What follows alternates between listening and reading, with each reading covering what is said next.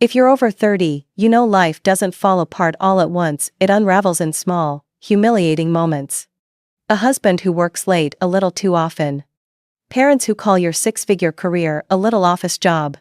A birthday dinner they promise to attend until your sister's new boyfriend becomes more important. My name is Lauren, and this isn't a breakup story, it's a boundary story. I did everything right, built a career, bought a home, kept the peace. Then I found out peace without respect is just silence. When I chose divorce, my parents chose denial. When I bought myself a country house, the first thing that felt truly mine, they showed up to claim it for my sister, like I was a spare key, not a daughter. If you've ever been the dependable one, the overlooked one, the one told to be reasonable, this is for you. In the next few minutes, I'll show you how I stopped asking for approval, drew a hard line, and built a life that finally feels like home string lights, quiet mornings, real friends, and no more guilt. Take a breath.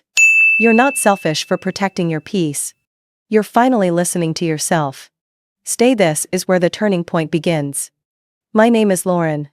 I'm 35 years old, and if you think you've heard stories about messy divorces before, let me tell you mine could compete for first place. I used to think I had a pretty solid life. I'm a financial director at a major firm downtown. Good salary, steady career, benefits, and the independence I worked so hard to earn. But apparently, none of that mattered to my ex-husband or to my own parents. Ryan, my ex, couldn't keep his vows or his hands to himself, multiple affairs, multiple lies. When I finally caught him in the act, I filed for divorce on the spot. No hesitation.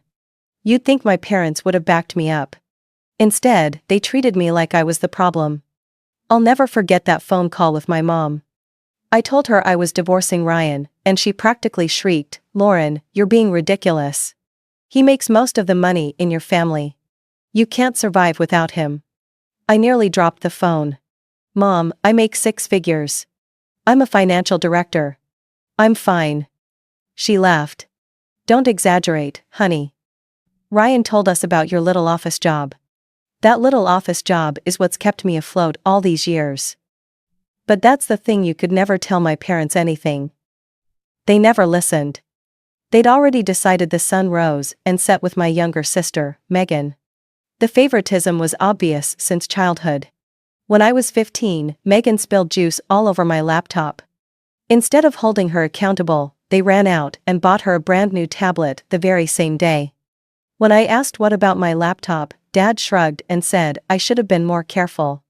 When I got my driver's license, I was handed Dad's old beat-up pickup that rattled like it might fall apart on the highway. 3 years later, Megan got a shiny new Honda as if she'd earned it. When she got into a so-so college with average grades, my parents threw her a giant celebration, paid for everything, balloons, cake, the works. Me? I got into a much better school with a partial scholarship, and their response was, "That's nice. Figure out the rest yourself." So no, favoritism wasn't some subtle undercurrent in my family, it was as plain as daylight. Fast forward to my divorce. Ryan and I had bought an apartment and a country house together. In the settlement, I got the apartment. He got the house. It was fair, I'd put more money down on the apartment anyway. But my parents? They went ballistic. "How could you let him have the country house?" Mom screeched. "We loved going there on weekends. That house had a pool, a garden, a big deck, perfect for their wine nights." They weren't upset because of me, they were upset because their golden boy-in-law wasn't going to host them anymore. Dad complained, "Thanks a lot, Lauren. Now we can't go there." "You could visit me at the apartment," I offered. Mom snorted. "It's not the same, that house was special. Your apartment is just an apartment." And just like that, they froze me out. For 2 months straight, no invitations to family dinners, no phone calls. Megan kept posting photos online of family nights around their dining table, laughing, clinking glasses, smiling. I wasn't in any of them. When I finally did get an invite back, Mom didn't even bother hiding her disdain. As she passed me the mashed potatoes, she said, "Megan's been asking questions about your divorce. She's wondering if she should even get married after seeing what you did." What I did. No mention of Ryan's infidelity. No acknowledgement that I'd saved myself from a toxic marriage. Just another jab, another reminder that in their eyes, I'd always be less than Megan. By 6 o'clock, my friends started trickling in. Emily showed up with a bottle of Cabernet and a hug that nearly knocked me over. My co-workers, the ones who had stood by me during the divorce, came carrying flowers and little wrapped gifts. The apartment glowed with candles, laughter, and the smell of roasted chicken and garlic mashed potatoes from the caterer. For the first time in a long while, I actually felt like I was being celebrated, not judged. But as the clock crept towards 7:30, I couldn't help checking my phone every few minutes. No call, no text. No, we're on our way. Just silence. By 8 o'clock, my stomach was twisted in knots. Everyone else was having a wonderful time, eating, drinking, telling stories, but all I could think was, they promised. 2 months ago, they promised. Finally, at 9, my phone buzzed. A text from my mom. My heart jumped, but when I opened it, I felt like someone had poured ice water straight through my veins. We have other plans tonight. Megan is introducing us to her new boyfriend. That's more important than your birthday. More important. That's what she wrote. I just stared at the screen, frozen, until the tears started pricking at my eyes. My hands were shaking when I called Megan. She answered, sounding annoyed. What? She said. Why would you plan a dinner tonight? It's my birthday party. You knew. She laughed, that same sharp laugh she'd used to mock me since we were kids. Oh, it just worked out that way. Don't be so dramatic. You did this on purpose. Don't cry about it, Lauren. You'll ruin your makeup. Then she hung up. A few seconds later, my phone buzzed again, this time, a photo. Megan, my parents, and some guy I'd never seen, all smiling at a fancy restaurant, glasses raised in a toast. They looked like they'd won. And maybe in that moment, they thought they had. I wanted to scream. I wanted to throw my phone against the wall.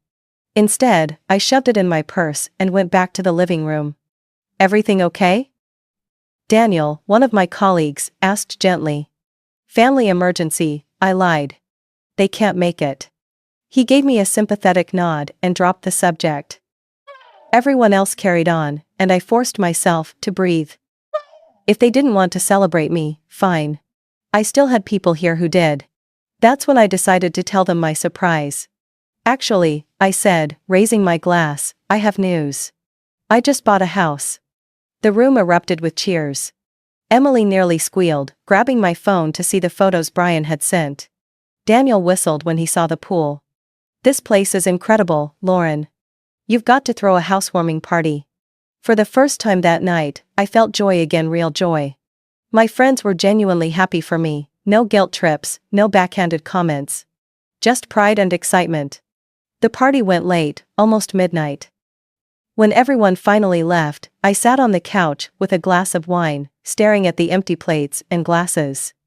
My family had abandoned me on my birthday, but I'd bought myself something no one could take away, independence. I pulled out my phone, opened Instagram, and uploaded the photos of my new country house. My caption read, "The best gift for myself. Love yourself first." I knew exactly who would see it in the morning. And I couldn't wait. Their excitement was contagious. For once, the spotlight was on me, not Megan, not Ryan, not anyone else, me. I scrolled through the photos Brian had sent, the wide front porch with white columns, the backyard pool shimmering in the afternoon sun, the acre of land framed by tall oaks. My friends gasped and teased me about hosting barbecues and pool parties. I laughed along, my chest swelling with a pride I hadn't felt in years. The evening carried on with music, laughter, and stories. By the time the last guests left near midnight, my apartment was a mess of empty glasses and crumpled napkins, but I didn't care. I poured myself a final glass of wine, sat on the couch, and let it all sink in. My parents hadn't even bothered to send me a happy birthday text, but I had something bigger now, proof that I didn't need their approval to build a life worth celebrating. Before going to bed, I opened Instagram, uploaded the photos of the house, and typed a caption, "The best gift for myself, love yourself first." I knew exactly who would see it. I hit post, set my phone on the nightstand, and fell asleep with a small smile. The next morning, my phone buzzed nonstop. Missed calls. Dozens of texts. My mom's first, "Lauren, what house is this? Call me immediately." Then my dad, "We need to talk." Where did this money come from? Megan's was shorter. Is this real? Why didn't you tell us? I sipped my coffee at the kitchen table, scrolling through their frantic messages. For once, I didn't rush to explain. They'd ignored me on my birthday. They could wait now. I set the phone face down and enjoyed my peace. By Sunday morning, the peace was shattered. A heavy pounding rattled my apartment door. I peeked through the peephole and my stomach dropped. There they were, my parents and Megan, standing in the hallway with sour faces. I opened the door, leaning casually against the frame. Well, look who finally decided to show up. They barged in without waiting for an invitation. My mom's eyes darted around the apartment like she was searching for clues. My dad planted himself in the middle of the living room, fists on his hips. Megan sank into my couch like she owned the place. You bought a house and didn't tell us? Dad's face flushed red. I was going to tell you, I said calmly, at the birthday party you skipped. For a second, the room went quiet. My mom glanced at the floor, Dad cleared his throat, and Megan fiddled with her nails. Then Mom snapped back, her voice sharp. You can't afford a house. What kind of ridiculous loan did you take out? I laughed, shaking my head. If you'd ever listened, you'd know I make more than enough to afford it. But you never cared to hear that, did you? Their silence said everything. Then Dad crossed his arms and said words that nearly knocked the breath out of me. You need to give this house to Megan. I froze. Come again? You heard me. She and Jason are getting engaged. They need a place. You already have this apartment. It makes sense. I stared at them, all three, realizing they weren't joking. My mom nodded like it was logical, and Megan gave me that smug little smile. That was the moment something inside me snapped. I laughed so hard it startled them. If you paid attention to my life for even 5 minutes, you'd know I make more than enough as a financial director to buy that house. I didn't need Ryan, and I sure don't need you questioning my decisions now. Mom's mouth opened and closed like she was trying to find words, but nothing came out.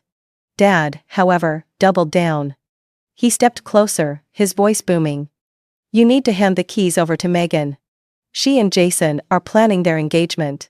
They need somewhere to live. You already have this apartment. One person doesn't need 2 homes.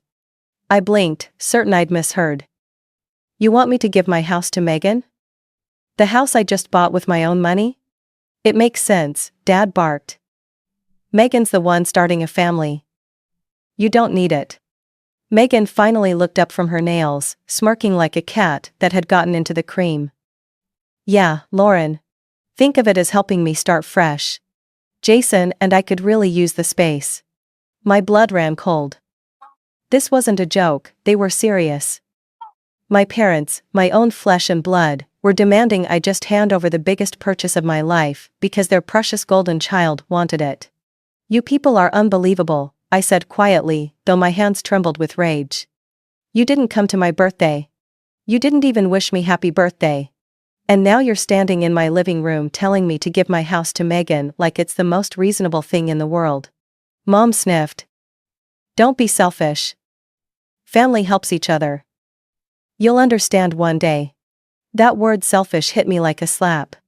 I had spent my whole life bending over backward for them, trying to earn even a shred of the praise Megan got for free. And now, after everything, they had the nerve to call me selfish? I squared my shoulders, my voice steady. I'm not giving Megan my house. I worked for it. I paid for it. It's mine. Dad's face turned crimson. You ungrateful daughter. He roared. After all we've done for you. I pointed to the door. Get out. All of you. Mom gasped.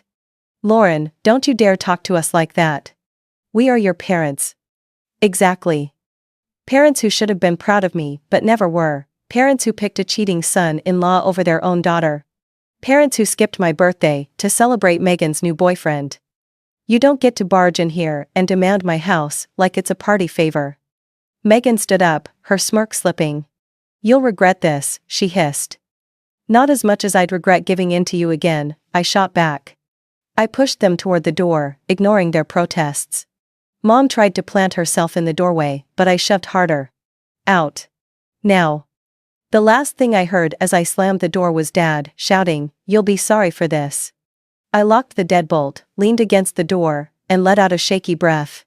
My heart pounded, my palms were sweaty, but for the first time in years, I felt something powerful: control. I walked back to the kitchen, picked up my coffee, and sat down at the table. The sunlight still streamed through the window, just like before they arrived. But now, the room felt different, lighter, stronger, mine. I knew that wasn't the end. People like them don't give up that easily. They'd twist the story, call the relatives, make me the villain. But I also knew something else: I wasn't backing down. Not this time. I thought slamming that door would be the end of it. I figured they'd storm off, sulk for a few days, and then maybe realize how absurd their demand had been. But I underestimated just how far my family was willing to go when Megan wanted something. 3 days later, my phone wouldn't stop buzzing. At first, I ignored the unknown number flashing across the screen. But curiosity got the better of me, and I picked up. It was Aunt Karen. "Lauren, honey," she said in her overly sweet voice, "I think you're being a little unfair to Megan. She's younger, she's about to start her life. Can't you let her have the house until she gets on her feet?" Click. I didn't even respond. An hour later, Uncle Bob called. "Your mother tells me you won't share your new house with your sister. That doesn't sound like you. You've always been so generous." Click. By the end of that day, I'd hung up on at least 5 relatives. My cousin Amanda even chimed in, her tone dripping with judgment. "Come on, Lauren. Megan's getting married. You know how stressful weddings are. Why won't you just help her out?" I nearly laughed. Help her out? They wanted me to hand over my 6-figure investment like it was a spare sweater she could borrow for the weekend. It didn't take long to figure out what was happening. Mom had clearly called everyone in the family tree, spinning some sob story about poor Megan being denied a home by her cruel, jealous older sister. And like clockwork, the guilt trip brigade began. But the worst was still to come. Late one night, Emily sent me a screenshot with the text, "Have you seen this yet?" My stomach sank before I even opened it. There it was, Megan's Instagram post. A close-up of her face streaked with tears, mascara running down her cheeks like she was auditioning for a soap opera. The caption read, "When your own sister won't help you because she's jealous, you're happy. Some people can't stand to see others loved." I nearly dropped my phone. The comments were flooding in by the hundreds. Family, friends, distant cousins, even people I barely knew from our hometown chimed in. "Oh sweetie, you deserve better. Shame on your sister. Family is supposed to be there for each other. I can't believe she's being so selfish." Selfish. That word again. The one my mother had weaponized against me for years. Complete strangers were suddenly dissecting my life, painting me as a bitter divorcee who couldn't stand to see her younger sister happy. My DMs filled with nasty messages. One person even wrote, "If my sister treated me like that, I'd never forgive her." I wanted to scream, to defend myself, to post the truth. To explain that Megan had never once supported me, that my parents had ignored my birthday, that they'd barged into my apartment demanding I hand over the deed like I owed it to them. But I didn't. I closed the app, tossed my phone on the couch, and buried my face in my hands. The weight of years of favoritism, the constant comparisons, the public humiliation, it all came crashing down. But beneath the anger, a strange calm settled over me. Because for once, I realized I didn't have to explain myself. I didn't have to justify my choices or defend my success to people who had never cared about me unless they wanted something. Let them talk. Let Megan cry her crocodile tears online. I knew the truth, and I wasn't about to give up the life I'd built just to keep playing the role of the family scapegoat. The day of my housewarming had started out perfect. The tables were set, the catering smelled heavenly, and the wine glasses sparkled in the sunlight streaming through the tall windows. My friends kept telling me how proud they were, how I'd built this life on my own. For once, I felt like I could just enjoy my success without someone trying to tear it down. Then came that knock at the door. When I opened it and saw my parents standing there with those fake smiles plastered on their faces, my stomach dropped. They hadn't been invited, but they marched inside like they owned the place. My mom went straight into performance mode, greeting my guests with hugs and exaggerated warmth. My friends exchanged wary glances. They all knew the truth, these were the same parents who had skipped my birthday without a second thought. And then Mom delivered her little speech, loud enough to stop every conversation in the room. I'm so proud of Lauren, and I'm sure she's going to let her father and me move into this beautiful house, since we'd decided to give our home to Megan for her wedding. The silence was deafening. My wine glass nearly slipped from my hand. My friends looked at me, waiting to see how I'd handle it. For a moment, my blood boiled with humiliation. But then something in me snapped into clarity. I smiled, lifted my chin, and said just as loudly, "Actually, no, you're not moving into my house." The look on my mother's face could have cracked glass. "Lauren," she hissed, "we can work this out privately." "No, we can't," I shot back, already walking to the door. "You need to leave. Now." Dad puffed up his chest, his voice booming. "I'm not going anywhere. This is ridiculous." "Then I'll call the police." I pulled out my phone and started dialing. That was enough. They finally shuffled toward the door, muttering under their breath. As Dad stepped outside, he turned back and shouted, "You're an ungrateful daughter." I closed the door firmly behind them, turned back to my stunned guests, and smiled like nothing had happened. "Sorry about that, everyone. Let's get this party back on track." And we did. My friends rallied around me, poured fresh drinks, and made sure I knew how proud they were. That night, I felt stronger than ever. I'd stood my ground in front of everyone, and I hadn't let them humiliate me in my own home.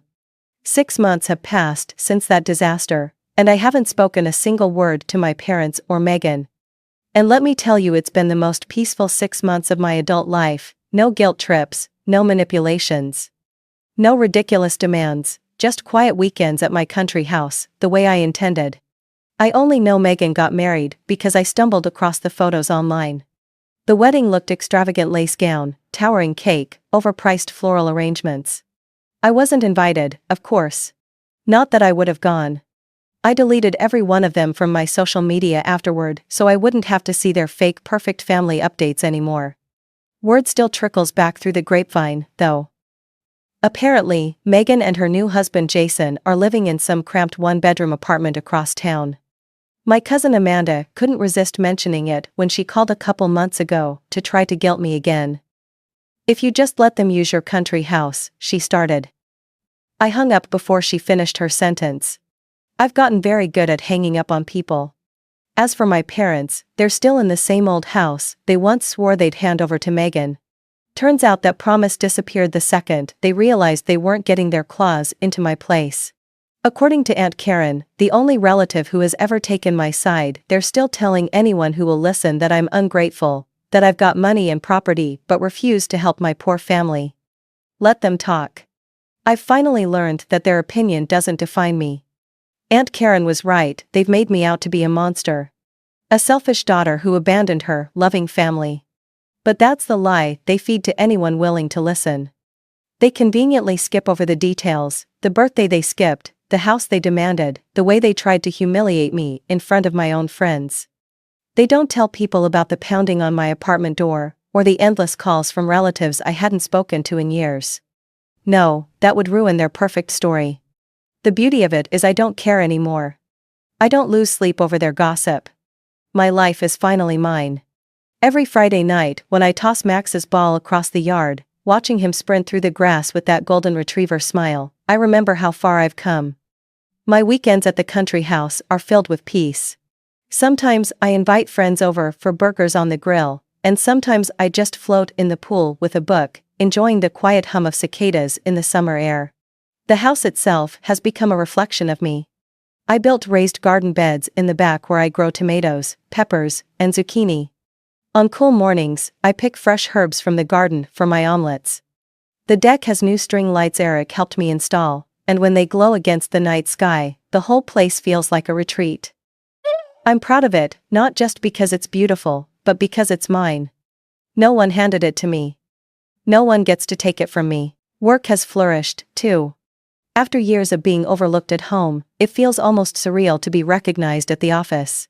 That promotion I landed wasn't just about money, though the raise is nice, it was validation. Proof that when I'm not bogged down by constant family drama, I thrive. My boss even commented on how focused and confident I've become. Turns out peace of mind is a powerful productivity tool. Then there's Eric. Meeting him felt like a breath of fresh air I didn't know I needed. He's steady, kind, the kind of man who notices when the light bulb in the hallway is flickering and just fixes it without making a fuss. He doesn't treat me like a project or a burden. When I told him the truth about my family, I braced for the same lecture I've heard from countless others: family is family, you should make it work. Instead, he nodded and said, "Good for you, toxic family doesn't get a free pass." I could have hugged him right then. We're taking things slow, but he's already part of the rhythm of my life. He loves the house as much as I do. Last weekend, we grilled steaks on the deck, sipping cold beers while Max curled up at our feet. It wasn't fancy, but it felt right. It felt like home. My friends have been the backbone of this new chapter. Emily insists on hosting pool parties at least once a month. My coworkers bring their kids over for barbecues. I've even hosted a baby shower, the living room filled with laughter and gifts wrapped in pastel paper. My house has become what my childhood home never was, a place people actually feel happy in. That, to me, is priceless. Every now and then, I'll catch myself wondering if I should try again with my parents. Usually, it's after a quiet evening or when someone well-meaning tells me blood is thicker than water. For a split second, I imagine what it would be like if they showed up at my door, apologized, and meant it, but then reality crashes back in. I remember the empty chair at my birthday. I remember my mom announcing to a room full of people that she was moving into my house. I remember Megan's crocodile tears plastered on social media while strangers called me selfish. And I know the truth: they never will apologize. I wasted 35 years chasing their approval. 35 years of being the dependable one, the successful one, the one who quietly endured while Megan was showered with gifts and excuses. And no matter what I achieved, it was never enough. But now I see clearly, it was never me. The problem was never my worth. The problem was that they valued weakness and noise over strength and independence. They didn't want a daughter who stood on her own, they wanted a daughter they could control. I don't miss them. I don't miss the constant criticism, the manipulative phone calls, the guilt trips designed to keep me small. I don't miss being cast as the ungrateful daughter simply because I stopped being their doormat. What I miss, if anything, is the idea of family. The dream of a mother who hugs you on your birthday, a father who beams with pride when you succeed, a sister who celebrates instead of competes. But that wasn't my reality. My reality was 3 people who saw me as a wallet, a spare key, a safety net, not as a person to be loved. Tonight, as the sun dips below the trees, Max nudges his tennis ball against my leg, eager for our evening walk. Eric will be here soon with salmon fillets for the grill.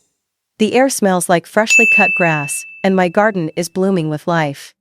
This is what peace looks like. This is what happiness feels like. I don't need people who only show up when they want something. I don't need parents who confuse love with entitlement. What I need, I have. What I don't have, I don't miss. And for the first time in my life, I can say it without hesitation: I'm free. Lauren's story highlights lessons that resonate deeply for many middle-aged Americans navigating family dynamics, independence, and self-worth.